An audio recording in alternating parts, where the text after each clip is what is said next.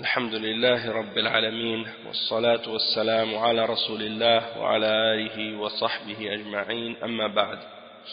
Donc, alhamdulillah, étant donné qu'on est dans le mois de Ramadan et qu'on veut profiter, Inch'Allah, le plus possible du bienfait de ce mois, et en même temps aussi, étant donné que c'est le mois dans lequel Allah subhanahu wa ta'ala a révélé son Coran, a révélé sa parole à son messager, comme Allah subhanahu wa ta'ala il mentionne dans plusieurs versets dans le Coran, Inna anzalnahu fi laylatil qadr, nous l'avons descendu, nous l'avons révélé dans la nuit de la destinée, laylatul qadr. Et également dans une autre sourate dans laquelle il dit Inna anzalnahu fi laylatin mubarakah, nous l'avons fait descendre, nous l'avons révélé dans une nuit bénie. Donc le Coran, Allah subhanahu wa ta'ala il dit Shahru Ramadan alladhi unzila fihi al-Qur'an, et c'est donc dans le mois de Ramadan que Allah subhanahu wa ta'ala a fait descendre le Coran, et c'est pour cette raison donc qu'on va profiter Inch'Allah pour faire un cours justement sur le tafsir et pour expliquer les différents versets de la parole d'Allah subhanahu wa ta'ala, et en particulier une sourate qui se nomme Az-Zumar, et c'est traduit par les groupes. Et donc on commence maintenant Inch'Allah le cours sur l'explication de sourate Az-Zumar. أعوذ بالله من الشيطان الرجيم بسم الله الرحمن الرحيم تنزيل الكتاب من الله العزيز الحكيم إنا أنزلنا إليك الكتاب بالحق فاعبد الله مخلصا له الدين ألا لله الدين الخالص والذين اتخذوا من دونه أولياء ما نعبدهم إلا ليقربونا إلى الله زلفى إن الله يحكم بينهم فيما هم فيه يختلفون إن الله لا يهدي من هو كاذب كفار لو أراد الله أن يتخذ ولدا لاصطفى مما يخلق ما يشاء سبحانه هو الله الواحد القهار خلق السماوات والأرض بالحق يكور الليل على النهار ويكور النهار على الليل وسخر الشمس والقمر كل يجري لأجل مسمى ألا هو العزيز الغفار خلقكم من نفس واحدة ثم جعل منها زوجها وأنزل لكم من الأنعام 8 أزواج يخلقكم في بطون أمهاتكم خلقا من بعد خلق في ظلمات 3 ذلكم الله ربكم له الملك لا إله إلا هو فأنى تصرفون إن تكفروا فإن الله غني عنكم ولا يرضى لعباده الكفر وإن تشكروا يرضه لكم ولا تزر وازرة وزر أخرى ثم إلى ربكم مرجعكم فينبئكم بما كنتم تعملون إنه عليم بذات الصدور. Donc on a lu les versets du verset 1 au verset 7. Donc c'est les versets qu'on va expliquer, Inch'Allah, qu'on va essayer d'expliquer et de lire aujourd'hui. Yani le tafsir de ces versets-là, et on se base sur le tafsir. Moi j'utilise deux tafsirs maintenant. Yani il y a le tafsir de Cheikh Abdurrahman al-Sa'di, qui s'intitule Taysir al-Karim al-Rahman fi tafsir kalam al-Mannan, et j'utilise également un résumé du tafsir de l'imam Ibn Kathir al-Misbah al-Munir fi tahdhib tafsir Ibn Kathir, de l'imam du Cheikh Safi al-Rahman al-Mubarakfuri. Donc je prends des informations et des explications de ces deux tafsirs parce que je vois que les deux se complètent. Cheikh al-Sa'di, il explique bien les détails et les explications qui ont rapport avec la aqida et yani la foi dans l'islam, et il retourne beaucoup aux explications du Cheikh al-Islam Ibn Taymiyyah, de l'imam Ibn Qayyim al-Jawziyya sur les versets, et l'imam Ibn Kathir, eh bien il rapporte beaucoup de versets qui ont rapport avec le verset en question.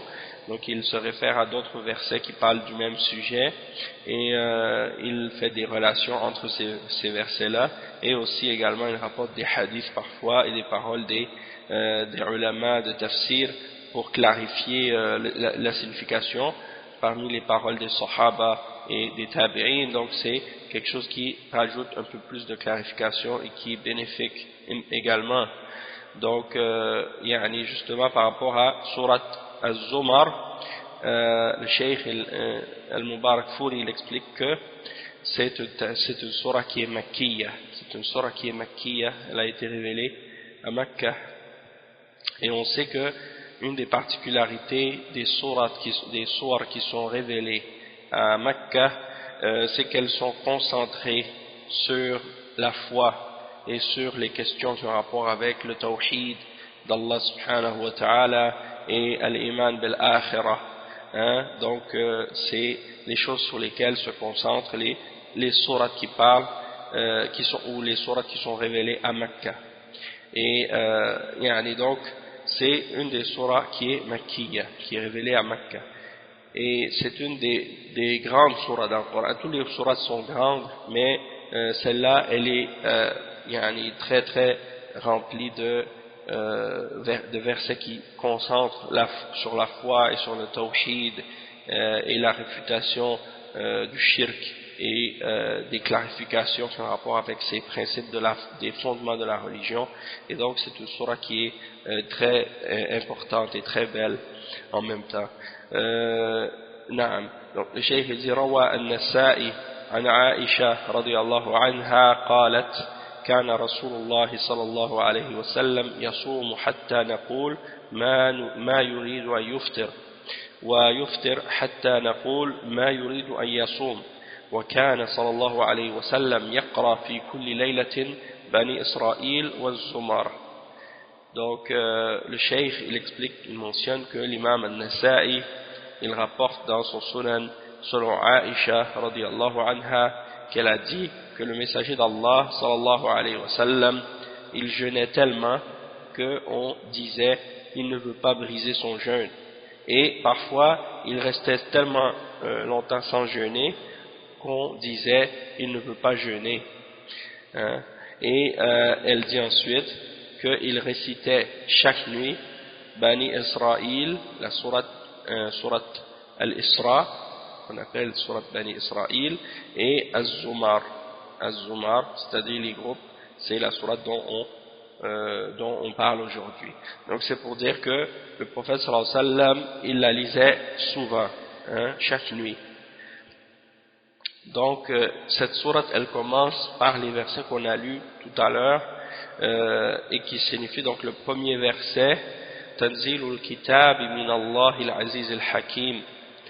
La traduction de ce verset, la révélation du livre vient d'Allah le puissant, le sage. Donc l'imam Ibn Kathir il mentionne dans son tafsir يخبر تعالى أن تنزيل هذا الكتاب وهو القرآن العظيم من عنده تبارك وتعالى، فهو الحق الذي لا مرية فيه ولا شك، كما قال عز وجل: وإنه لتنزيل رب العالمين نزل به الروح الأمين على قلبك لتكون من المنذرين بلسان عربي مبين. وقال تبارك وتعالى: وإنه لكتاب عزيز لا يأتيه الباطل من بين يديه ولا من خلفه تنزيل من حكيم حميد. وقال جل وعلا هنا: تنزيل الكتاب من الله العزيز الحكيم. Donc le cheikh il explique, il dit que Allah tabaraka wa ta'ala il a fait descendre ce livre. Allah nous informe qu'il a révélé ce livre, et c'est un livre qui est très grand, et il vient de sa part tabaraka wa ta'ala, il vient d'Allah subhanahu wa ta'ala, et il est un livre de vérité, c'est un livre de vérité, et il n'y a à son sujet aucun doute, aucune ambiguïté et aucun doute, comme Allah subhanahu wa ta'ala le dit lui-même dans plusieurs versets, comme les versets dans lesquels il dit: وَإِنَّهُ لَتَنزِيلُ رَبِّ الْعَالَمِينَ, c'est-à-dire c'est une révélation du Seigneur des mondes. نَزَلَ بِهِ الرُّوحُ الْأَمِينَ, l'Esprit Saint l'Esprit Saint est descendu avec عَلَى قَلْبِكَ لِتَكُونَ مِنَ الْمُنذِرِينَ, sur ton cœur pour que tu sois parmi les avertisseurs, بِلِسَانٍ عَرَبِيٍّ مُبِينٍ, dans une langue arabe claire. Ensuite, il mentionne un autre exemple dans Surat Fussilat, dans lequel Allah subhanahu wa ta'ala il dit que c'est un livre puissant. Innahu la kitabun aziz.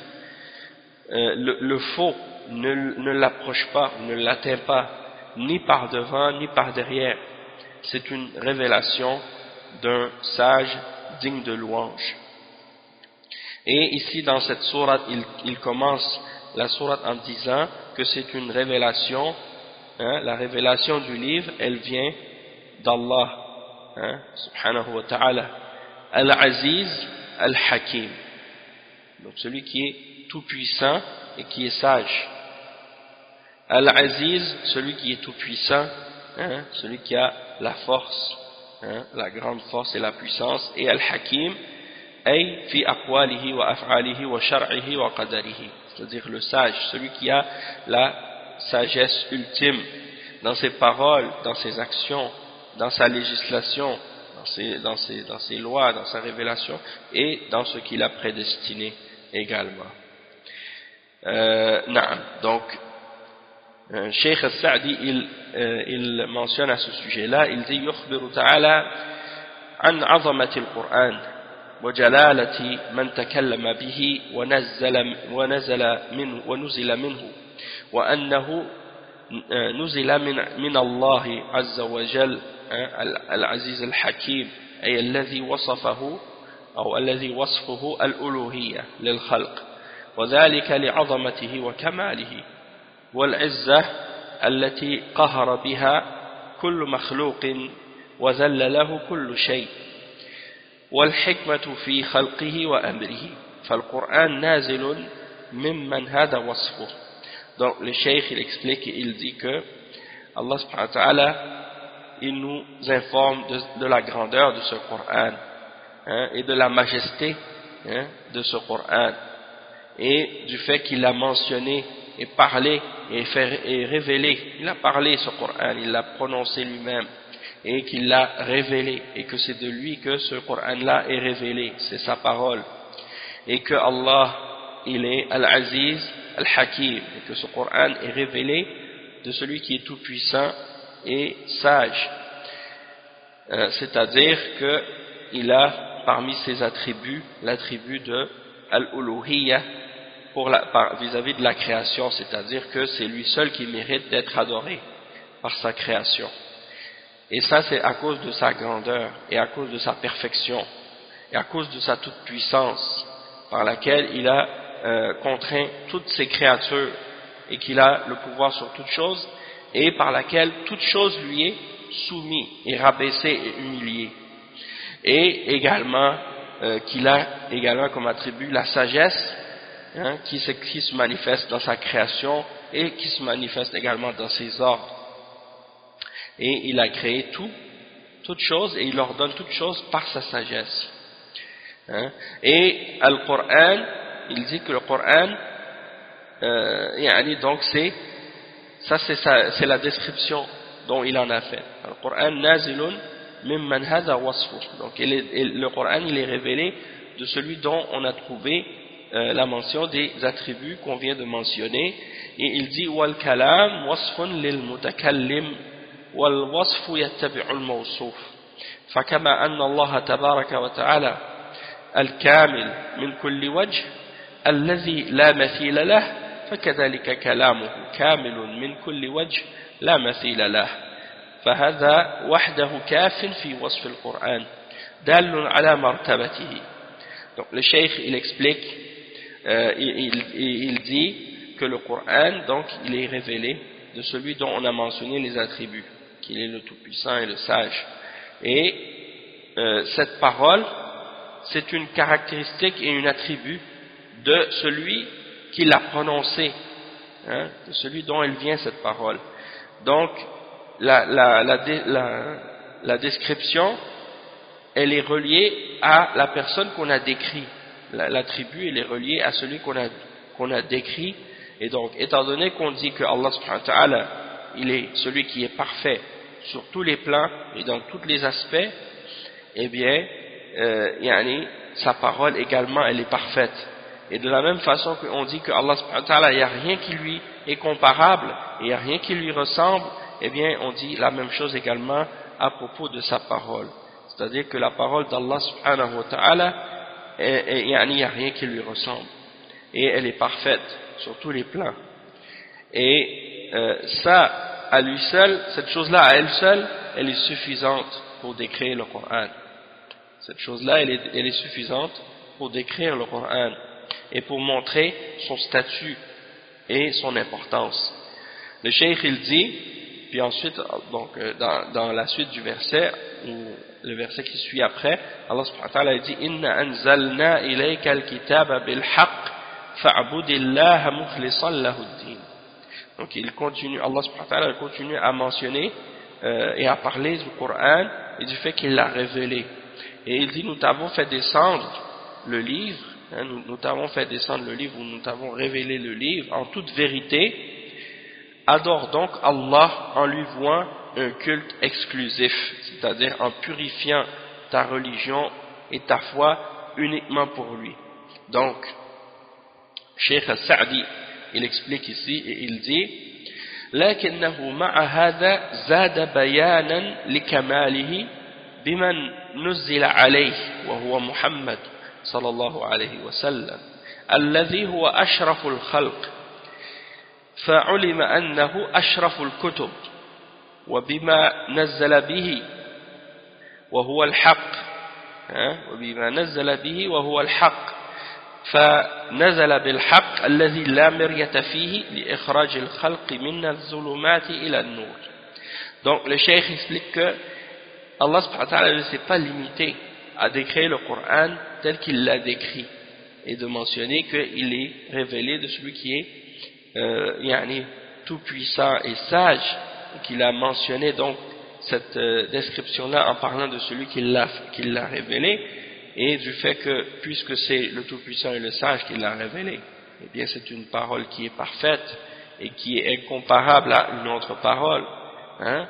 Mais en plus de ça, même si c'était suffisant pour le décrire, il rajoute à cette description-là en perfection, en mentionnant la personne sur qui ce Coran a été révélé, c'est-à-dire le prophète Muhammad sallallahu alayhi wa sallam, celui qui est la plus noble de toutes les créatures d'Allah. Hein? Et donc on sait, à ce moment-là on comprend que le Coran c'est le plus noble des livres. Hein, et qu'il est descendu avec quoi ce Coran? Il est descendu avec la vérité. Et Allah subhanahu wa ta'ala l'a fait descendre avec la vérité au sujet de laquelle il n'y a pas de doute. Pour faire sortir la création et les créatures des ténèbres vers la lumière. Et il dit ensuite وَنَزَلَ مُشْتَمِلًا عَلَى الْحَقِّ فِي أَخْبَارِهِ الصَّادِقَةِ وَأَحْكَامِهِ الْعَادِلَةِ. Donc il est descendu avec ce qui contient la vérité dans les informations véridiques qui sont mentionnées dedans et les règles de justice qui sont révélées dans ces règles. فَكُلُّ مَا دَلَّ عَلَيْهِ فَهُوَ أَعْظَمُ أَنْوَاعِ الْحَقِّ من جميع المطالب العلمية وما بعد الحق إلا الضلال. Donc le cheikh il dit que tout ce qui est indiqué par le Coran, alors c'est parmi les plus grandes formes et les plus grandes sortes de vérité, et parmi toutes les différentes nécessités scientifiques qu'on a besoin de connaître. Et après la vérité, il n'y a que l'égarement. Après la vérité, il n'y a que l'égarement.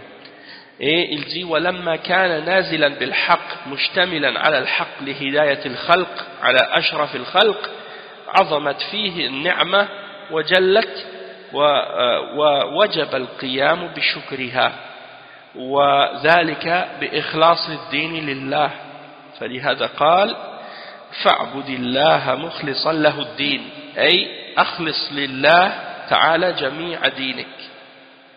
ومن الشرائع الظاهرة والشرائع الباطنة الإسلام والإيمان والإحسان بأن تفرد الله وحده بها وتقصد به وجهه ولا غير ذلك من المقاصد. Donc le cheikh il explique que comme on a expliqué que le Coran il est descendu, il a été révélé avec la vérité et qu'il comprend la vérité pour guider les créatures et qu'il a été révélé sur la plus noble des créatures, et donc on comprend la grandeur de la grâce que cela comporte et comment cette ni'ma que Allah nous a faite, elle est grande et elle est immense, et donc ça implique qu'il est obligatoire pour nous d'être reconnaissant et de remercier Allah subhanahu wa ta'ala pour cette grâce qu'il a fait descendre sur nous, c'est-à-dire qu'il nous a donné ce Coran. Et la façon dont on doit être reconnaissant envers Allah subhanahu wa ta'ala à ce sujet-là, c'est en purifiant notre adoration et notre religion pour qu'elle soit à Allah seul, c'est-à-dire pour que notre adoration soit uniquement pour Allah et qu'on purifie notre religion pour lui, c'est-à-dire qu'on établisse qu'est-ce qu'on appelle en arabe al-ikhlas. Al-ikhlas, c'est-à-dire le fait de purifier et d'enlever de notre religion tout ce qui est incorrect, tout ce qui est impur, et de faire en sorte que l'adoration soit uniquement pour Allah. Et c'est ce que Allah subhanahu wa ta'ala dit justement dans la suite du verset fa'budillaha mukhlisan lahu-d-din, c'est-à-dire donc adore Allah en lui vouant un culte pur, en l'adorant de façon exclusive, c'est-à-dire en adorant que lui. Et le cheikh explique en disant que ça veut dire que tu dois purifier pour Allah toute ta religion en entier, de tous les aspects et toutes les formes d'application et de pratiques religieuses que tu fais, que ce soit des pratiques apparentes ou des pratiques cachées intérieures dans ton cœur, tu dois les purifier au complet pour qu'elles soient uniquement pour Allah subhanahu wa ta'ala. Que ce soit ton islam, ta foi, ton iman, ou bien ton ihsan, les 3 degrés de la religion, les 3 degrés de l'islam, c'est l'islam qui est la soumission à Allah subhanahu wa ta'ala, et le tawhid, et le fait de s'écarter du shirk, et la foi qui consiste à croire en Allah, en ses anges, en ses livres, en ses messagers, et en le jour dernier, en la prédestination, et ainsi de suite. Et al-ihsan, c'est-à-dire le fait de parfaire et de parfaire notre adoration et de faire notre adoration avec excellence, et avec le plus haut niveau de conscience et de piété. Et donc le cheikh il dit, c'est-à-dire que tu vas rendre ton adoration pour Allah exclusive à lui, que tu vas n'adorer personne d'autre que lui, et que tu ne vas faire tes œuvres que pour lui, et que tu ne vas avoir comme objet, comme objectif et comme but le visage de ton Seigneur, c'est-à-dire de chercher l'agrément d'Allah subhanahu wa ta'ala et son visage à lui seul, et de rejeter tout autre objectif et de ne pas chercher autre chose que cela, c'est-à-dire de ne pas chercher autre que le visage d'Allah subhanahu wa ta'ala lorsque tu fais une adoration. Et c'est ce que le cheikh l'imam Ibn Kathir il mentionne également dans son tafsir aussi. Il dit inna anzalna ilayka al-kitaba bil haqq fa'budillaha mukhlishan lahu ad-din, c'est-à-dire adore Allah, il dit ay fa'budullah fa'budillah wahdahu la sharika lah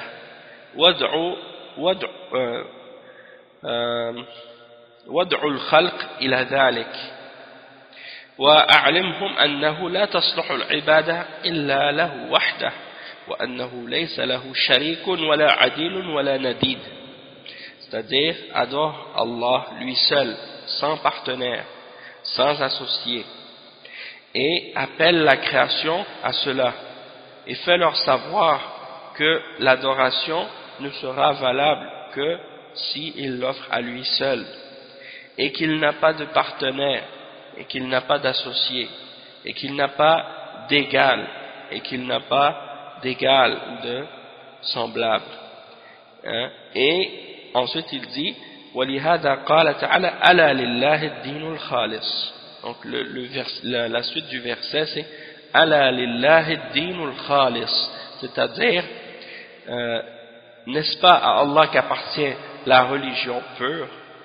أَلَا لِلَّهِ الدِّينُ الْخَالِصِ, c'est-à-dire certes c'est à Allah qu'elle appartient cette religion de pureté, cette religion qui est de purifier notre adoration pour Allah seul. Et Cheikh Sa'di il dit Ala lillahi ad-din al-khalis, il explique ce verset, il dit هذا تقرير للأمر بالإخلاص وبيان أنه تعالى كما أنه له الكمال كله وله التفضل على عباده من جميع الوجوه فكذلك له الدين الخالص الصافي من جميع الشوائب فهو الدين الذي ارتضاه لنفسه وارتضاه لصفوة خلقه وأمرهم به لأنه متضمن للتأله لله في حبه وخوفه ورجائه والإنابة إليه في عبوديته والإنابة إليه من تحصيل مطالب عباده. Donc le cheikh explique que ici Allah subhanahu wa ta'ala il confirme l'ordre de purifier l'adoration pour Allah seul en disant ala lillahi ad-dinul khalis, ala lillahi ad-dinul khalis, certes c'est à Allah seul, c'est à Allah qu'appartient à lui seul la religion de la pureté, la religion de al-ikhlas. Et il explique donc que ça c'est pour confirmer ce qui a été dit dans le verset précédent fa'budillaha mukhlishan lahu ad-din, et c'est une explication de la part d'Allah subhanahu wa ta'ala que c'est-à-dire que la perfection appartient uniquement à Allah et que c'est Allah subhanahu wa ta'ala qui a la faveur et la grâce sur ses serviteurs sur tous les plans et dans tous les aspects. Et de même que c'est à lui qu'appartient la religion de pureté, la religion qui a été purifiée de toute imperfection, et c'est la religion que Allah subhanahu wa ta'ala a agréée pour lui-même et qu'il a agréée pour les meilleurs de ses créatures et qu'il a ordonné à ses créatures de suivre et d'établir. Et cela implique qu'ils doivent adorer Allah subhanahu wa ta'ala dans l'amour qu'ils ont pour lui et dans la crainte qu'ils ont pour lui et dans l'espoir qu'ils ont en lui et également dans le fait de se repentir vers lui, hein, dans leur adoration, et de revenir vers lui pour acquérir ou pour obtenir ce qu'ils veulent, c'est-à-dire de retourner vers lui pour obtenir ce que les serviteurs désirent et de le demander à Allah seul. وذلك الذي يصلح القلوب ويزكيها ويطهرها دون الشرك به في شيء من العبادة فإن الله بريء منه وليس لله فيه شيء فهو أغنى الشركاء عن الشرك وهو مفسد للقلوب والأرواح والدنيا والآخرة مشفق للنفوس غاية الشقاء. Donc le cheikh il explique que cette religion de la purification et de la pureté, c'est la seule qui peut purifier les cœurs, c'est la seule qui peut réformer les cœurs, et le shirk ne peut pas purifier quoi que ce soit des cœurs, hein, le shirk ne peut pas purifier les cœurs et ne peut pas donc il dit duna shirk bihi, c'est-à-dire si tu fais le shirk avec Allah subhanahu wa ta'ala dans son adoration, eh bien Allah subhanahu wa ta'ala se désavoue complètement de cette adoration-là, c'est-à-dire qu'il la rejette et qu'il n'en veut pas, hein? Il ne veut rien savoir de l'adoration qui n'est pas pure ou de l'adoration qui contient du shirk, hein? Il n'en veut pas. Il ne veut que ce qui est pur, uniquement pour lui. Et il mentionne la parole qui est tirée d'un hadith Qudsi, hein, qui est un hadith Qudsi authentique, qui mentionne que Allah subhanahu wa ta'ala a dit qu'il est le plus riche, qui se passe absolument de partenaires et qui n'a pas besoin de shirk. Hein, et on sait que quand des êtres humains prennent des partenaires entre eux, dans un projet ou dans un commerce ou dans une propriété ou dans quelque chose qu'ils possèdent, quand des êtres humains prennent des partenaires, c'est souvent comme par exemple lorsque quelqu'un a besoin d'un support ou d'aide.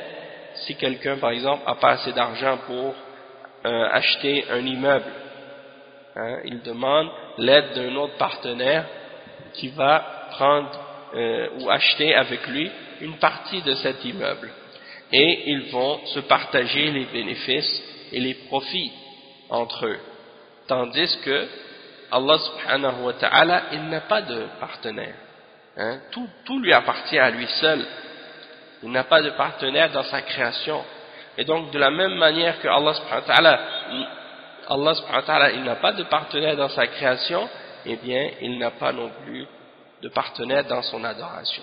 Et il n'accepte pas qu'on lui donne des partenaires dans l'adoration également. Et le cheikh, ce qu'il mentionne ici dans cette explication-là, quand Allah subhanahu wa ta'ala dit Ana aghna ash-shuraka'i 'an ash-shirk, que j'ai pas besoin de partenaires, que je n'ai pas de partenaire. Et Allah n'accepte pas le shirk. Et il explique que le shirk, c'est quelque chose qui corrompt les cœurs et les âmes dans la dunya et dans l'au-delà, hein? Et qui rend les âmes malheureuses à l'extrême du malheur, hein? Et donc c'est quelque chose qui est dangereux et qui amène les gens vers la corruption et qui corrompt, c'est ce qui corrompt tout dans le monde, le shirk. Le cheikh il dit فَلِذَلِكَ لَمَّا أَمَرَ اللَّهُ بِالتَّوْحِيدِ وَبِالْإِخْلَاصِ نَهَى عَنِ الشِّرْكِ بِهِ. C'est-à-dire lorsque Allah subhanahu wa ta'ala a ordonné le tawhid, eh bien il a ordonné le tawhid et l'ikhlas, l'unification d'Allah dans l'adoration et le fait de purifier notre adoration de tout ce qui est shirk, eh bien en même temps il nous interdit le shirk, hein? Et il nous informe ensuite du blâme qu'il a fait à celui qui associe quoi que ce soit avec lui. Et c'est dans la suite du verset lorsque Allah subhanahu wa ta'ala dit يعني ألا لله الدين الخالص والذين اتخذوا من دونه أولياء ما نعبدهم إلا ليقربونا إلى الله زلفى إن الله يحكم بينهم فيما هم فيه يختلفون إن الله لا يهدي من هو كاذب كفار. C'est-à-dire, tandis que ceux qui prennent des protecteurs en dehors de lui, c'est-à-dire en dehors d'Allah, ils disent nous ne les adorons que pour qu'ils nous rapprochent davantage d'Allah. En vérité, Allah jugera parmi eux sur ce sur quoi ils divergent. Allah ne guide pas celui qui est menteur. Allah ne guide pas celui qui est menteur. Donc, on va expliquer ça tout de suite dans l'explication dans l'explication du Cheikh Saadi. Donc, il dit فقال والذين اتخذوا من دونه أولياء أي يتولونهم بعبادتهم ودعائهم معتذرين عن أنفسهم وقائلين ما نعبدهم إلا ليقربونا إلى الله زلفى أي لترفعوا حوائجنا لله وتشفع لنا عنده وإلا فنحن نعلم أنها لا تخلق ولا ترزق ولا تملك من الأمر شيئا أي فهؤلاء قد تركوا ما أمر الله به من الإخلاص وتجرؤوا على أعظم المحرمات وهو الشرك. Donc le cheikh explique que Allah subhanahu wa ta'ala il a dit donc ce qui signifie et ceux que vous avez ceux qui ont pris en dehors de lui, c'est-à-dire en dehors d'Allah des protecteurs, ils disent, c'est-à-dire le cheikh explique, il dit c'est-à-dire qu'ils les prennent pour alliés dans leurs adorations, dans leurs invocations, et ils prennent comme excuse cette adoration qu'ils offrent à ces protecteurs ou à ces partenaires qu'ils ont offerts à Allah. Ils essaient de prendre pour excuse pour eux-mêmes en disant nous ne les adorons que pour qu'ils nous rapprochent davantage d'Allah, comme si pour que eux nous aident à nous rapprocher plus d'Allah. Et le cheikh il dit, c'est-à-dire que lorsqu'ils disent ça, ils veulent dire par là qu'ils veulent de la part de ces partenaires qu'ils ont offerts à Allah, de ces protecteurs qu'ils ont pris en dehors d'Allah, que eux ramènent leur demande à Allah, comme si les saints et les hommes pieux qu'ils ont pris comme intermédiaires entre eux et Allah, que c'est eux qui vont ramener à Allah leurs prières et qui vont intercéder pour eux auprès d'Allah. Et ils disent en même temps que nous on sait très bien que ces idoles ou ces statues ou ces saints ou ces hommes pieux, ils ne peuvent rien créer, ils ne peuvent pas donner la subsistance et qu'ils ne possèdent rien du commandement et qu'ils ne peuvent rien ordonner de quoi que ce soit. Donc le cheikh il explique, il dit donc on voit que ceux-là ils ont abandonné ce que Allah subhanahu wa ta'ala leur a ordonné, de purifier leur adoration pour qu'elle soit uniquement pour Allah et pure pour Allah, et ils ont osé commettre la plus grande de toutes les interdictions d'Allah, c'est-à-dire le shirk, le plus grand de tous les péchés. Et le cheikh Saadi il dit ensuite وَقَاسُ الَّذِي لَيْسَ كَمِثْلِهِ شَيْءٍ الْمَلِكُ الْعَظِيمُ بِالْمُلُوكِ وزعموا بعقولهم الفاسدة ورأيهم السقيم أن الملوك كما أنه لا يوصل إليهم إلا بوجهاء وشفعاء ووزراء يرفعون إليهم حوائج رعاياهم ويستعطفونهم عليهم ويمهدون لهم الأمر في ذلك أن الله تعالى كذلك، وهذا القياس من أفسد الأقيسة، وهو يتضمن التسوية بين الخالق والمخلوق مع ثبوت الفرق العظيم عقلا ونقلا وفطرة، فإن الملوك إنما احتاجوا للوساطة بينهم وبين رعاياهم لأنهم لا يعلمون أحوالهم فيحتاجون إلى من يعلمهم بأحوالهم. Donc le cheikh il explique ensuite, il dit que les mushrikoun qui utilisent des intermédiaires et des intercesseurs entre eux et Allah dans l'adoration et qui pensent que ces intermédiaires et ces intercesseurs vont les rapprocher davantage d'Allah, le cheikh dit que ceux-là, l'erreur qu'ils ont fait, c'est de faire des analogies et d'essayer de comparer entre celui que rien ne ressemble, celui à qui rien ne ressemble, Al-Malik Al-Azim, le roi, le souverain suprême, le grand roi, Allah subhanahu wa ta'ala, il le compare aux rois qui sont sur terre, parmi les hommes. Et ils pensent, à cause de leur raison qui est corrompue et de leur opinion qui est malade, que les rois sur terre, parmi les humains, étant donné qu'on ne peut pas se présenter à eux et arriver à leur parler sans passer par des intermédiaires et des intercesseurs dans la vie d'ici-bas, pour que ces intermédiaires ou ces intercesseurs ou ces ministres ou ces députés ou ces gens qui sont autour du roi puissent ramener leurs demandes auprès du roi, et qu'ils vont essayer de les amadouer et de leur préparer le chemin pour qu'ils puissent par la suite aller vers le roi et obtenir ce qu'ils veulent de sa part. Donc ils pensent que Allah subhanahu wa ta'ala est de la même façon et que ça fonctionne pareil avec Allah subhanahu wa ta'ala.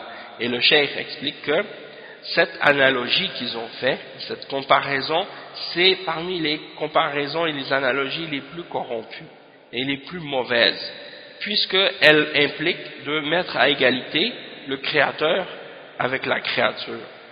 Et on sait très bien qu'il y a une grande différence dans la raison, logiquement, et dans les textes et dans la fitra, entre les rois qui sont sur terre et Allah subhanahu wa ta'ala, puisque les rois sur terre, parmi les êtres humains, ils ont uniquement besoin d'intermédiaires ou d'intercesseurs, ou qu'on fasse l'intercession entre eux et comme on dit, leur sujet. Pourquoi? Parce qu'ils ne connaissent pas les besoins et les situations de leur sujet, et donc ils ont besoin de ceux qui vont faire l'introduction pour eux et leur expliquer quels sont les états et les besoins de leur sujet pour être capable par la suite de les amadouer ou bien de venir en aide à ces sujets-là. Et le cheikh il dit وَرُبَّمَا لَا يَكُونُ فِي قُلُوبِهِمْ رَحْمَةٌ لِصَاحِبِ الْحَاجَةِ فيحتاج من يعطفهم عليه ويسترحمه لهم فيحتاجون إلى الشفعاء والوزراء ويخافون منهم فيقضون حوائج من توسطوا لهم مراعاة لهم ومداراة لخواطرهم وهم أيضا فقراء وقد يمنعون لما يخشون من الفقر. Donc le cheikh il explique que de la même également les rois sur terre, il se peut qu'il n'ait pas de miséricorde pour la personne qui a un besoin, qui vient demander. Et il est possible également donc que, étant donné que si le roi n'a pas cette miséricorde là pour eux, qu'ils aient besoin de quelqu'un pour essayer de les amadouer et de leur faire comprendre le grand besoin de la personne, pour que par la suite le roi en question ait plus de miséricorde envers cette personne, puis qu'elle s'attarde un peu plus à son cas et à son problème. Et donc ils ont besoin de ministres ou d'intercesseurs, et ils les craignent,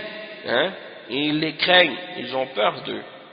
C'est-à-dire que les rois ont peur d'eux Et les gens ont peur d'eux aussi, dans le sens que les rois ont peur d'eux, dans le sens qu'ils craignent de ces ministres qu'ils peuvent parfois vouloir leur trône, et se rebeller.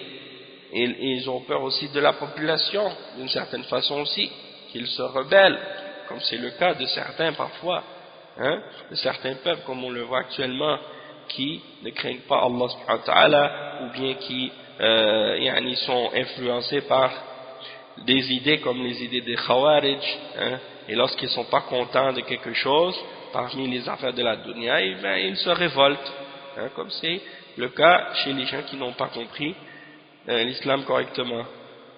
Donc ils ont peur de ça quand même. Et donc à cause de ça, ils vont remplir les besoins de ceux qui viennent intercéder pour eux et pour qui on est venu intercéder en leur faveur. Et ils font ça pour éviter d'avoir en même temps des problèmes avec leurs ministres, et également parce que ces gens-là donc ils ont eux-mêmes le besoin, et il se peut qu'ils ne puissent pas, il se peut aussi qu'ils refusent de donner aux pauvres ou à celui qui a un besoin, parce qu'ils ont eux-mêmes peur de devenir pauvres. C'est-à-dire les créatures, comme les rois et autres, eux-mêmes ont peur de devenir pauvres et de perdre leur richesse. Donc ils peuvent refuser de donner à cause de ça. Tandis que Allah subhanahu wa ta'ala, c'est pas le cas. Et c'est ça que le cheikh explique maintenant. Il dit أما الرب تعالى فهو الذي أحاط علمه بظواهر الأمور وبواطنها الذي لا يحتاج من يخبره بأحوال رعيته وعباده وهو تعالى أرحم الراحمين وأجود الأجودين ولا يحتاج إلى أحد من خلقه يجعله راحما لعباده بل هو أرحم بهم من أنفسهم ووالديهم وهو الذي يحثهم ويدعوهم إلى الأسباب التي ينالون بها رحمته وهو يريد من مصالحهم ما لا يريدونه لأنفسهم. Donc le cheikh il explique que Allah subhanahu wa ta'ala, eh bien il n'est pas comparable bien entendu à ces créatures parmi les rois et les êtres humains, puisque Allah subhanahu wa ta'ala a la connaissance des choses apparentes et des choses cachées, et qu'est-ce qu'il y a dans le cœur de ces créatures, il le sait. Il n'a pas besoin de quelqu'un qui va venir lui donner cette information et qui va lui parler de l'état de ses serviteurs et de ses créatures. Au contraire, Allah subhanahu wa ta'ala, il connaît tout ça et il a la connaissance parfaite de toutes ces choses-là. Et également, il n'a pas besoin de quelqu'un pour lui mettre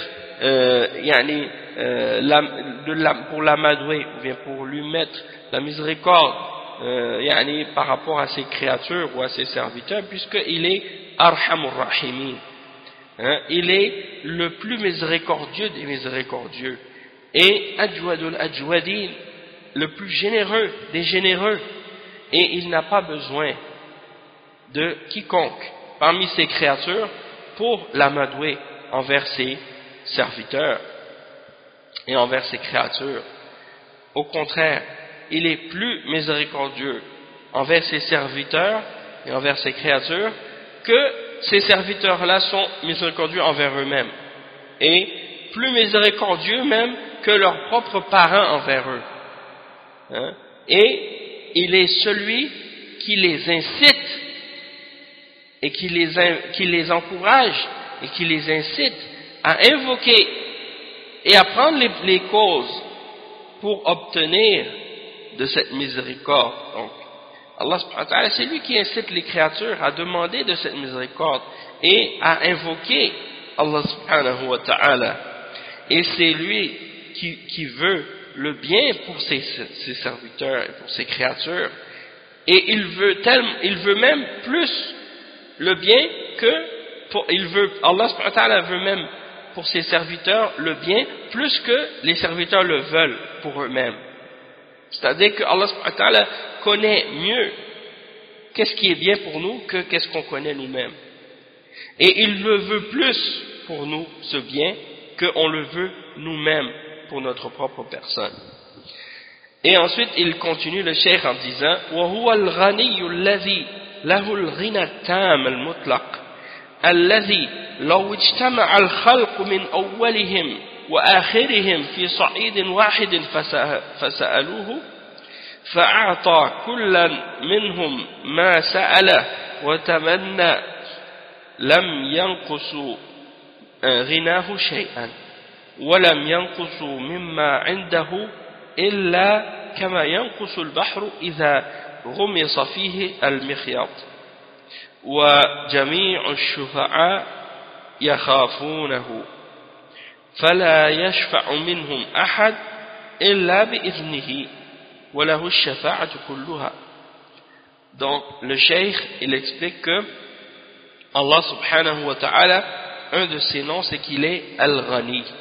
Allah subhanahu wa ta'ala il est Al-Ghani, le riche, celui qui se suffit à lui-même et il a la richesse absolue et complète et parfaite. Et il dit que Allah subhanahu wa ta'ala c'est celui que si toutes les créatures de la première jusqu'à la dernière se tenaient ensemble, toutes les hommes, toutes les créatures se tenaient ensemble parmi les hommes et les djinns et qu'ils se tenaient ensemble dans un seul endroit pour demander à Allah subhanahu wa ta'ala tout ce qu'ils veulent et tout ce qu'ils souhaitent et que Allah subhanahu wa ta'ala donnait à chacun d'entre eux tout ce qu'il a demandé et tout ce qu'il a souhaité, eh bien, ça n'aurait rien fait diminuer de ce qu'il possède et de sa richesse. Il n'aurait rien diminué de sa richesse et de ce qu'il possède. Et ce ne serait même pas comparable à, c'est-à-dire ce qu'il aurait donné, ce serait même pas comparable à ce que l'aiguille ramène de l'océan lorsqu'on trempe une aiguille dans l'océan. Si tu trempes une aiguille dans l'océan, qu'est-ce qui en ressort? C'est une goutte d'eau. Eh bien, tout ce que les êtres humains auraient demandé, ça n'aurait même pas fait diminuer la richesse d'Allah subhanahu wa ta'ala de cette quantité-là. Donc, Allah subhanahu wa ta'ala, il n'a pas peur de donner par crainte de pauvreté comme les créatures, puisque son royaume et sa richesse ne se terminent jamais, subhanahu wa ta'ala. Et il dit ensuite que tous les intercesseurs ont peur de lui. Ils ont peur d'Allah subhanahu wa ta'ala. C'est pas comme les créatures, les êtres humains, parmi les rois, qui ont peur de leurs intercesseurs ou de leurs ministres ou de leurs députés, parce qu'ils savent qu'ils pourraient, s'ils ne sont pas satisfaits ou s'ils n'ont pas ce qu'ils veulent, essayer de comploter contre eux pour essayer de prendre le pouvoir et faire un coup d'État. Donc ils n'ont pas confiance. Et donc ils sont obligés de leur faire des faveurs et de leur faire des cadeaux et d'accepter l'intercession. Tandis que Allah subhanahu wa ta'ala, il n'est pas comparable aux créatures. Et donc Allah subhanahu wa ta'ala, c'est les intercesseurs qui ont peur de lui.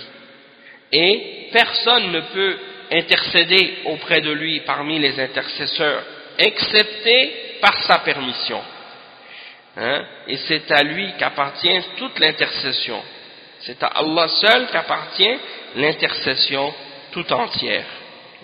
Et justement dans cette sourate, plus loin, il y a un verset qui mentionne ça. Allah subhanahu wa ta'ala dans cette sourate, il dit justement قُلْ لِلَّهِ الشَّفَاعَةُ جَمِيعًا, dit c'est à Allah qu'appartient l'intercession tout entière. Donc le cheikh As-Sa'di il continue, il dit فَهَذِهِ الْفُرُوقِ يعلم جهل المشركين به وسفههم العظيم وشدة جراءتهم عليه ويعلم أيضا الحكمة في كون الشرك لا يغفره الله تعالى لأنه يتضمن القدح في الله تعالى ولهذا قال حاكما بين الفريقين المخلصين والمشركين وفي ضمنه التهديد للمشركين إن الله يحكم بينهم فيما هم فيه يختلفون وقد علم أن حكمه أن المؤمنين المخلصين في جنات النعيم ومن يشرك بالله فقد حرم الله عليه الجنة ومأواه النار. Donc le cheikh il explique ensuite, il dit donc que ces grandes différences là qu'on vient de mentionner entre Allah subhanahu wa ta'ala et ses créatures et les rois, les grandes différences qui existent entre les rois de cette vie et les présidents et les chefs d'État et les gens importants, les chefs des compagnies dans cette vie et Allah subhanahu wa ta'ala le maître de l'univers, c'est des différences incomparables. Et ça nous fait voir et ça nous fait connaître l'ignorance des mouchriquins. À quel point les mouchriquins sont ignorants d'Allah. Comment ils ne connaissent pas leur créateur correctement. Et c'est à cause de cette ignorance-là qu'ils ont commis le shirk et qu'ils se sont égarés et qu'ils ont pris entre eux et Allah des intermédiaires et des intercesseurs dans l'adoration. Et également leur stupidité.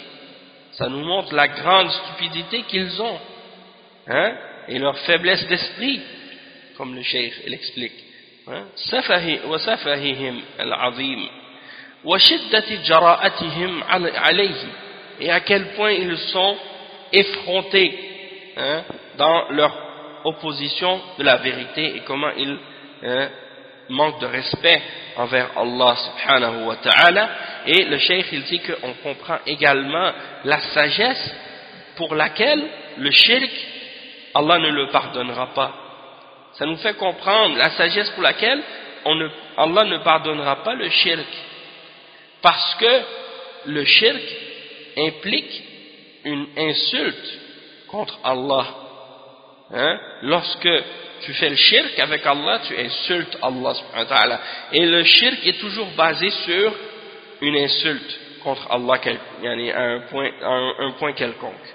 Comme ici par exemple, quand il compare Allah avec sa création pour prendre des intermédiaires entre eux et Allah, ça implique une insulte envers Allah, ça implique le fait de rabaisser Allah, de rabaisser Allah à un niveau qui est plus bas que ses créatures ou comparable à ses créatures, en pensant que Allah subhanahu wa ta'ala n'a pas la connaissance infinie, n'a pas la miséricorde envers ses serviteurs, il n'a pas la richesse, et ainsi de suite, puisqu'il compare des créatures humaines, faibles, ignorantes à Allah subhanahu wa ta'ala, le maître, le tout-puissant, le sage, l'omniscient, le riche, al-ghani, et ainsi de suite. Donc le shirk, pourquoi Allah ne le pardonne pas? C'est parce que c'est une insulte contre Allah subhanahu wa ta'ala. Et le cheikh il dit ensuite que Allah subhanahu wa ta'ala il mentionne, et c'est pour ça qu'il dit ici que c'est lui qui sera le juge entre les deux groupes, entre le groupe des gens qui ont adoré Allah seul et qui ont purifié leur adoration uniquement pour lui, al-mukhlisoun, et l'autre groupe qui est le groupe des mushrikoun qui ont associé avec Allah. Donc Allah il dit dans le verset suivant, ou dans le même verset mais après avoir mentionné ce qu'on a expliqué, il dit Inna Allah yahkumu baynahum fima hum fihi yakhtalifun, c'est-à-dire que Allah subhanahu wa ta'ala en vérité il jugera parmi eux sur ce en quoi ils divergent. Donc Allah va juger entre les hommes sur ce sur quoi ils divergent. au jour de la résurrection. Et il y a en ça une menace pour les mouchriquines. Il y a en ça une menace pour les mouchriquines. Parce que c'est pas comme certains, parfois, qui mentionnent ces versets. Il dit, t'as pas le droit, ou tu peux pas dire qui est sur la vérité et qui est sur le faux. C'est seulement Allah qui le sait, il faut pas juger. C'est Allah qui va juger au jour de la résurrection. C'est pas ça que le verset signifie. Le verset, comme le cheikh explique, il dit, c'est une menace que Allah subhanahu wa ta'ala fait aux mushrikoun dans ce verset-là. Puisqu'il a déjà expliqué le verdict dans la révélation, dans le Coran. Il a déjà expliqué le verdict. Et Allah subhanahu wa ta'ala, au jour de la résurrection, il va implémenter et appliquer ce verdict. Mais le verdict, il est déjà connu puisqu'il nous a déjà dit quel sera le résultat de ce jugement-là. Et il nous a déjà expliqué qui est sur la vérité et qui est sur le mensonge, qui est sur le tawhid et qui est sur le shirk. Hein? Puisque Allah subhanahu wa ta'ala, il le mentionne, et le cheikh il dit, on sait que le jugement d'Allah est que les croyants purs, c'est-à-dire ceux qui auront adoré Allah avec ikhlas et qui ont purifié leur adoration pour Allah seul, seront dans les jardins des délices, et que le mushrik qui associe avec Allah, Allah lui interdit le paradis, et sa destination sera l'enfer. Donc, il n'y a pas de doute là-dessus. Il n'y a personne qui doute sur ça. S'il y a quelqu'un qui doute sur ça, eh bien, il n'a pas cru. Il n'a pas de foi en Allah subhanahu wa ta'ala. Si quelqu'un doute que les croyants qui ont adoré Allah seul et qui n'ont pas fait de shirk seront dans le paradis et que les mushrikoun seront dans l'enfer, celui qui doute de ça, eh bien, il n'a pas cru en Allah subhanahu wa ta'ala, puisque ça c'est clair dans la révélation. Et c'est révélé dans plein de versets. Donc, il n'y a pas de doute là-dessus. Et au jour de la résurrection, Allah va trancher entre les gens et il va juger selon ce qu'il a mentionné dans la révélation, et les mushrikoun seront châtiés et vont aller en enfer pour l'éternité. Et c'est pour ça que ça représente une menace. Hein? Et ensuite, dans le verset qui suit, ou bien même, c'est encore le même verset, Inna Allah la yahdi man huwa kadhibun kaffar. Hein? Donc le cheikh il explique, il dit Allah subhanahu wa ta'ala ne guide pas. Le cheikh dit la yuwaffaq lil hidayati ila as-sirat al-mustaqim. Wa man huwa kadhabun kaffar. Ou man huwa kadhibun kaffar. إن الله لا يهدي من هو كاذب كفار أي وصفه الكذب أو الكفر بحيث تأتيه المواعظ والآيات ولا يزول عنه ما اتصف به ويريه الله الآيات فيجحدها ويكفر بها ويكذب فهذا أن له الهدى وقد صد عن نفسه الباب وعوقب بأن طبع الله على قلبه فهو لا يؤمن. Donc le cheikh explique que Allah, il mentionne que certes Allah ne va pas guider, c'est-à-dire il ne va pas lui donner le succès de la guidance vers le droit chemin. C'est-à-dire de qui il parle? Il parle de celui qui est un menteur, un grand menteur et un grand négateur, celui qui nie la vérité, qui rejette la vérité. C'est-à-dire celui qui est décrit comme étant sur le mensonge et la mécréance, le fait de renier la vérité. Et du fait que les exhortations lui viennent, et les versets d'Allah lui viennent, et il reste tel qu'il a été décrit, c'est-à-dire dans le mensonge et dans le reniement et le rejet de la vérité. Hein? Il ne sort pas de cette description malgré les signes, malgré les preuves, malgré les éléments qui lui sont présentés comme argument de la vérité du message d'Allah. Il continue à renier et il rejette la vérité. Donc comment celui-là pourrait-il être sur la guidance alors qu'il s'est lui-même fermé la porte à la guidance. Et Allah l'a puni en scellant son cœur. Et donc il ne croit pas. Allah l'a puni en scellant son cœur, alors il ne croit pas. Et na'am, donc le cheikh il mentionne ensuite l'autre verset qui suit. لو أراد الله أن يتخذ ولدا لاصطفى مما يخلق ما يشاء سبحانه هو الله الواحد القهار. لو أراد الله أن يتخذ ولدا لاصطفى مما يخلق ما يشاء سبحانه هو الله الواحد القهار. Qu'est-ce que ça signifie ce verset? Ça signifie, si Allah avait voulu s'attribuer un enfant, il aurait certes choisi ce qu'il eût voulu parmi ce qu'il a créé, parmi ce qu'il crée. Gloire à lui, c'est lui l'unique, c'est lui Allah l'unique, le dominateur suprême. L'imam Ibn Kathir, il dit ici à propos de ce verset, il dit Inna Allah, donc on a dit Inna Allah la yahdi man huwa kadhibun kaffar. Il dit أي لا يرشد إلى الهداية من قصده الكذب والافتراء على الله تعالى وقلبه كافر بآياته وحججه وبراهينه ثم بين تعالى أنه لا ولد له donc c'est ça ici ثم بين تعالى أنه لا ولد له كما يزعمه جهلة المشركين في الملائكة والمعاندون من اليهود والنصارى في العزير وعيسى.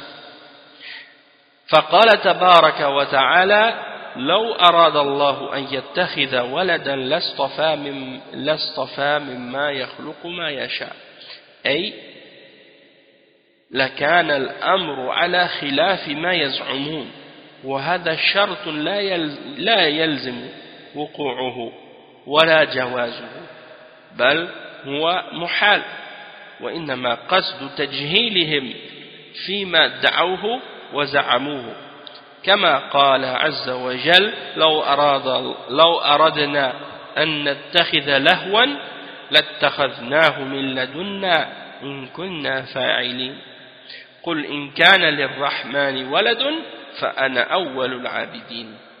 كل هذا من باب الشرط ويجوز تعليق الشرط على المستحيل لمقصد المتكلم. نعم. Donc le cheikh explique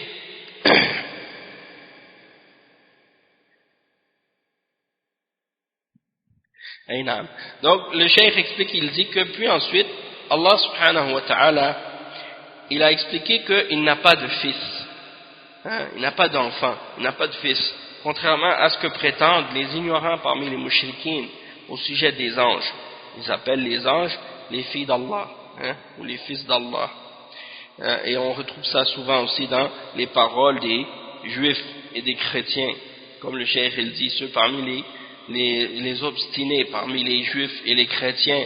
Qu'est-ce qu'ils disent à propos de Al-Uzayr?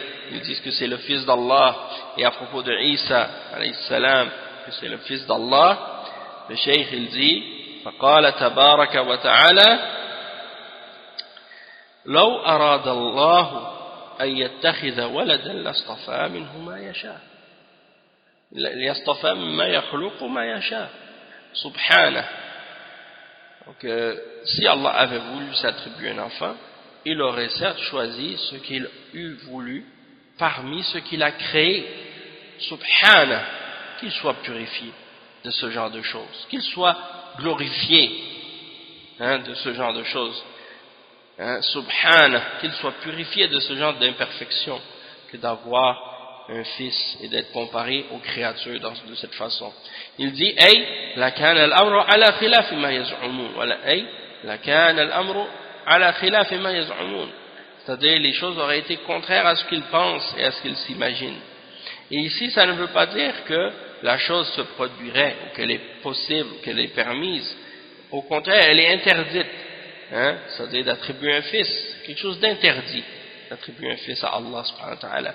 Mais Allah subhanahu wa ta'ala veut uniquement ici montrer leur ignorance dans ce qu'ils ont attribué et prétendu par rapport à Allah subhanahu wa ta'ala et par rapport à ce qu'ils pensent. Et il y a beaucoup de versets dans ce sens-là, comme le verset 17 dans Surat Al-Anbiya. Allah subhanahu wa ta'ala, il dit لو أردنا أن نتخذ لهوا لاتخذناه من لدنا إن كنا فاعلين. C'est-à-dire, si nous aurions voulu prendre une distraction, nous l'aurions pris de nous-mêmes, si nous l'aurions fait. Et l'autre verset dans Surat يعني الزخرف قل إن كان للرحمن ولد فأنا أول العابدين. Le verset 81 dit, si Ar-Rahman, le plus miséricordieux, avait un fils, alors j'aurais été le premier parmi les adorateurs. Hein? Donc tout ça, c'est dans le sens de montrer l'impossibilité de ce genre de choses et de montrer les mensonges, de montrer le mensonge de la parole de ces gens-là, et que Allah subhanahu wa ta'ala se purifie de ce genre de choses. Subhanahu huwa Allahu al-wahid al-qahhar. On va voir qu'est-ce que dit le Cheikh As-Sa'di maintenant à ce sujet. Il dit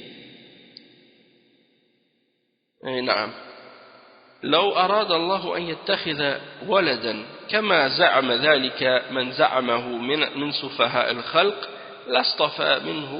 لاصطفى مما يخلق ما يشاء أي لاصطفى من مخلوقاته الذي يشاء اصطفاءه واختصه لنفسه وجعله بمنزلة الولد ولم يكن له حاجة إلى اتخاذ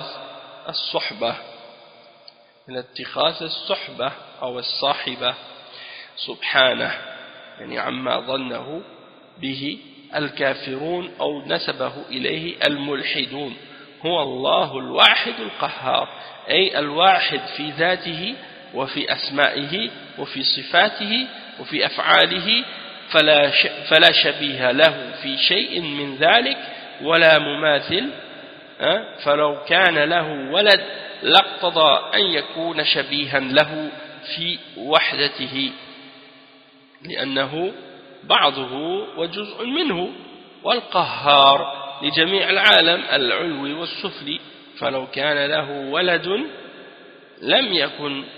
لم يكن مقهورا ولا كان له إدلال على أبيه ومناسبة منه ووحدته تعالى وقهره متلازمان فالواحد لا يكون إلا قهارا والقهار لا يكون إلا واحدا وذلك ينفي الشركة له من كل وجه.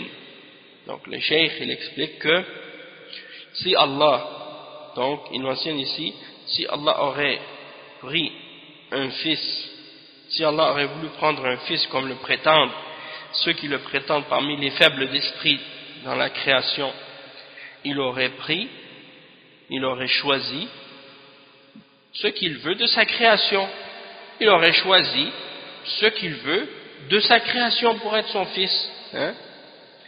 Il aurait choisi ce qu'il veut, et il se le serait approprié d'une manière particulière pour en faire son fils, parce que tout ce qui existe c'est la création d'Allah, hein? Et il dit walam yakun lahu hajatun, il n'a pas besoin de prendre une compagne, hein? Subhana, qu'il soit purifié de ce que pensent les mécréants et de ce qu'ils lui attribuent, hein? De ce que lui attribuent les gens qui dénaturent ça, ses attributs et ses noms. Donc ici on voit clairement que Allah subhanahu wa ta'ala il réfute ceux qui attribuent à Allah subhanahu wa ta'ala un fils, et il mentionne que tout ce qui est tout ce qui existe est une créature d'Allah. Hein? Et même les chrétiens qui disent par exemple que Jésus c'est le Fils de Dieu et qui mentionnent que, par exemple, si on regarde dans les livres des chrétiens et des juifs, quand ils mentionnent les prophètes, ils parlent d'eux comme étant des fils, hein, et même Allah subhanahu wa ta'ala, il mentionne dans Surat al-Baqarah les paroles des juifs lorsqu'ils disent Nahnu abna'ullahi wa ahibba'uh, hein, c'est-à-dire ils disent nous sommes les fils d'Allah et ses bien-aimés, hein. Donc Allah subhanahu wa ta'ala lui répond, lui dit bal يعني يقولون نحن أبناء الله قالوا نحن أبناء الله وأحباؤه قل فلما يعذبكم بذنوبكم بل أنتم بشر ممن خلق, hein? C'est-à-dire, et dans ce cas-là, pourquoi il vous punit, hein? Dans ce cas-là, pourquoi il vous punit si vous êtes ses fils, hein, et ses bien-aimés? Vous n'êtes que des créatures parmi les hommes qu'il a créés. Vous n'êtes que des hommes parmi les créatures qu'il a créées. Et Jésus n'est qu'une créature parmi les créatures qu'il a créées. Hein? Et la même chose pour les autres prophètes. Et pour Uzair, ce sont des créatures. Hein? Et ils n'ont pas à se faire appeler fils, puisqu'ils ne sont pas des fils. Les êtres humains et les animaux, quand ils ont des enfants, quand ils ont des petits, hein, on les appelle des enfants. Pourquoi? Parce qu'ils ont, on les a fait, ou bien on les a eus après un échange entre un mâle et une femelle. Et c'est comme ça que se font les enfants dans les différentes espèces animales et humaines sur la terre. Et c'est Allah subhanahu wa ta'ala qui a créé ça de cette façon. Donc, même les chrétiens aujourd'hui, si tu leur demandes qui a créé Jésus, ils te disent c'est Dieu. Donc comment s'il l'a créé, comment pourrait-il être son fils, hein? Est-ce qu'ils attribuent à Allah subhanahu wa ta'ala une épouse ou une compagne? Et si tu leur demandes est-ce que Dieu a une femme ou une épouse, ils vont dire non. Donc ils savent, hein, ils savent que Allah subhanahu wa ta'ala n'a pas d'épouse, et donc il n'a pas eu une possibilité d'avoir un fils, puisque tu ne peux pas avoir un fils sans avoir une épouse. Et que Allah subhanahu wa ta'ala, il a créé Isa dans le ventre d'une femme. Et le fait qu'il est créé dans le ventre d'une femme, ça ne veut pas dire que il est son père. La même chose pour Adam alayhi salam. Allah subhanahu wa ta'ala a créé Adam sans père ni mère. Est-ce que ça veut dire que Dieu est son père? Non, puisque Allah subhanahu wa ta'ala, il a créé de la même manière qu'il a créé la lune et qu'il a créé le soleil et qu'il a créé tout ce qui existe dans l'univers. Est-ce qu'on va dire que la lune est la fille d'Allah ou le fils d'Allah, ou le soleil la même chose? Non. Et pour Allah subhanahu wa ta'ala, le soleil est une créature, la terre est une créature, la lune est une créature, et Jésus est une créature, et moi je suis une créature, et tous les prophètes d'Allah sont des créatures, et les anges sont des créatures, hein? C'est-à-dire que pour Allah, on est tous créés, et il nous a tous créés à partir de rien, hein? Et bien entendu, il aime certaines créatures plus que d'autres, mais ça ne les fait pas sortir de la limite d'être une créature, hein, d'Allah subhanahu wa ta'ala. Et parmi ces créatures-là, si Allah aurait voulu un fils, c'est ce qu'il dit dans le verset, il aurait choisi parmi ces créatures celle qu'il veut, mais il n'a pas de créature, et il s'est purifié d'avoir il n'a pas de fils ou d'enfant, et il s'est purifié d'avoir un fils ou d'avoir un enfant, hein? Et personne n'a le droit d'attribuer ça à Allah. Donc les chrétiens, ils se contredisent en disant que Dieu a un fils, puisqu'ils reconnaissent qu'il est créé, hein? Donc s'ils disent qu'il est créé, ils n'ont pas le droit de dire que c'est son fils. Et ça fait partie des contradictions dans le christianisme, quand ils disent Dieu le Père, Dieu le Fils, Dieu le Saint-Esprit, et que par la suite, ils disent que les trois sont un, et que les trois sont égaux, et que les trois sont éternels. Déjà, ça c'est une contradiction, puisque un père peut pas être un fils en même temps, et être un père en même temps, et que tu dis que le père et le fils sont égaux, et les deux sont éternels. Ils n'ont pas de début ni de fin. Donc ça veut dire que, en principe, le père, il doit toujours être en avant de son fils. Il peut pas venir après, ou en même temps. C'est pas possible. Donc ça fait partie des éléments qui montrent la contradiction et l'absurdité de la croyance chrétienne, qui est en opposition avec l'enseignement de Jésus, l'enseignement de Moïse, d'Abraham, de Jacob, de Noé, l'enseignement de tous les prophètes, et en particulier l'enseignement du dernier d'entre les prophètes, qui est venu purifier et clarifier les éléments de la foi par rapport à Isa alayhi salam, c'est-à-dire le prophète Muhammad sallallahu alayhi wa sallam. Donc le cheikh il dit ensuite, Allah subhanahu wa ta'ala, il mentionne pour terminer ce verset, Huwa Allahul Wahidul Qahhar, c'est-à-dire il est Allah l'unique, Al-Wahid Al-Qahhar, l'unique et le dominateur suprême. Donc Cheikh Al-Sa'di il explique ça, il dit, c'est-à-dire que Allah subhanahu wa ta'ala, il est l'unique en lui-même, il est l'unique dans ses noms, il est l'unique dans ses attributs, et il est l'unique dans ses actions. Et il n'y a rien qui lui ressemble dans quoi que ce soit de ces aspects-là. Donc, il est l'unique en lui-même. C'est-à-dire, il n'a pas de partenaire, il n'a pas d'associé, et il est unique en lui-même, il est un. C'est-à-dire, il ne se divise pas, hein, il ne va pas faire une partie de lui-même pour être son fils ou des choses de ce genre. Hein, on ne dit pas ça à propos d'Allah subhanahu wa ta'ala. La même chose qu'il est unique dans ses noms. C'est-à-dire que dans ses noms et dans ses attributs, il ne partage pas ses noms, il ne partage pas ses attributs avec personne. Il n'y a personne qui est comme lui. Et dans ses actions, la même chose. Il n'y a personne qui crée. Il n'y a personne qui donne la subsistance, il n'y a personne qui fait vivre et qui fait mourir, il n'y a personne qui gère l'univers et qui contrôle quoi que ce soit dans l'univers. C'est lui seul, Allah subhanahu wa ta'ala, qui fait ça. Si on affirme, on attribue à autre que à Allah quelque chose de ces éléments-là, on essaie d'attribuer à une créature des attributs d'Allah et des qualités d'Allah et des actions d'Allah, ça c'est du shirk, hein, c'est de l'association. Donc le fait d'attribuer à Allah subhanahu wa ta'ala un fils, ça rentre dans le shirk, hein, ça rentre dans le kufr, et ça rentre dans qu'est-ce qui amène à l'idolâtrie. C'est du shirk, il n'y a pas de doute, hein. C'est pour ça que les chrétiens sont considérés par les musulmans comme étant des idolâtres, parce qu'ils adorent Jésus, parce qu'ils adorent Marie, parce qu'ils adorent les saints et les prophètes et beaucoup d'autres parmi les anges également. Ils adorent toutes sortes de choses en dehors d'Allah, et ça c'est du shirk.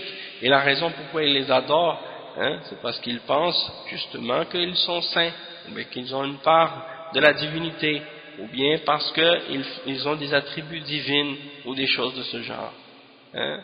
Donc le cheikh il explique ensuite et il dit donc qu'il n'y a rien qui lui ressemble et il n'y a rien de comparable à Allah. Et il dit فَلَوْ كَانَ لَهُ وَلَدٍ, si Allah avait un fils, ça aurait impliqué qu'il aurait quelqu'un qui lui ressemble dans son unicité, et qu'une partie de lui, parce que c'est une partie de lui, donc ça voudrait dire qu'il aurait quelqu'un de semblable à lui dans son unicité, dans le fait qu'il est unique. Et ça c'est une contradiction, et le fait que lorsqu'on dit que Allah est le dominateur sur tout l'univers, les mondes élevés et les mondes en bas, hein, tout ce qui est en haut et en bas sur terre, eh bien, si Allah avait un fils, ça impliquerait qu'il serait pas dominé par Allah subhanahu wa ta'ala. Le cheikh il explique que Allah subhanahu wa ta'ala il est al-Qahhar, donc le dominateur suprême, celui qui domine tout dans l'univers et tout dans le monde, ce qui est en haut et ce qui est en bas. Et donc il dit que si il n'avait un fils, ça voudrait dire que ce fils-là ne serait pas sous sa domination suprême. Et donc donc ça veut dire que c'est quelque chose qui vient en contradiction avec les noms et les attributs d'Allah subhanahu wa ta'ala, de sa domination suprême et de son unicité. Et le cheikh explique que l'unicité d'Allah ainsi que sa domination, c'est deux choses qui s'impliquent et qui sont reliées ensemble. Donc l'unique doit être dominateur suprême et le dominateur suprême ne peut être que unique. Et ça implique la négation de toute forme de partenaire et de toute forme d'associé, et d'avoir un fils également, ou d'avoir une compagne, des choses de ce genre. D'accord? Donc Allah subhanahu wa ta'ala, il n'est pas comparable à ses créatures de cette façon-là, et on n'a pas le droit de lui attribuer un fils. Même si parfois les chrétiens ou les autres parmi les kuffars attribuent à Allah un fils dans le sens symbolique, même s'ils vont dire non, c'est dans le sens que Allah subhanahu wa ta'ala nous aime comme il aime, comme on aime nos enfants, ou des choses comme ça, des choses de ce genre, pour parler par rapport au fait qu'il a de l'amour envers ses créatures. Allah subhanahu wa ta'ala a interdit complètement l'utilisation de ces termes-là pour justement éliminer toute ambiguïté et toute forme de shirk qui pourrait se produire dans l'esprit des gens, ou dans leurs croyances, ou dans leur pratique de la religion. Donc on s'arrête ici pour aujourd'hui, et on continuera demain Inch'Allah la suite de ce tafsir. Subhanakallahumma wa bihamdik, ashhadu an la ilaha illa ant, astaghfiruka wa atubu ilayk, wa sallallahu wa sallam ala nabiyyina Muhammad wa ala alihi wa sahbihi ajma'in.